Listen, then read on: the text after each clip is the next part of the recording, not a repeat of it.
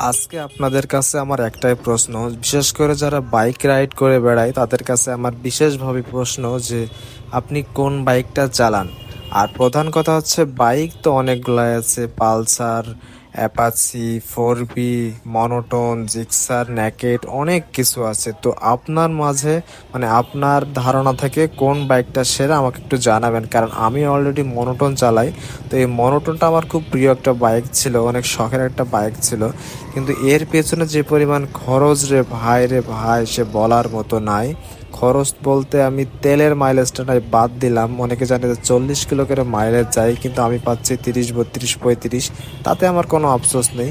But বাইকটার যে বিভিন্ন পার্টসপত্র এবং কি বিভিন্ন টুকিটাকি জিনিসের জন্য এতটা খরচ ব্যয়বহুল, যেটা বলার বাইরে নাই। সত্যি কথা বলতে ভাই, আমি 3 মাস গাড়ি চিনেছি, বাট 3 মাসের প্রথম মাস তো গেল, দ্বিতীয় মাস থেকে আমার এই তৃতীয় মাস, এই গড়ে 2টা মাসের মধ্যে আমার সাক্কা 22,000 টাকা খরচ।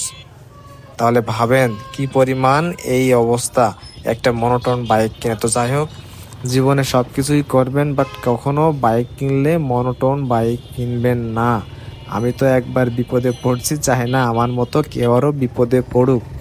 তো সবার কাছে একটা রিকোয়েস্ট, যে আমার ক্ষেত্রে কি এরকম হয় নাকি আপনাদের ক্ষেত্রে হয়, এটা অবশ্যই কমেন্টসে জানিয়ে দিবেন।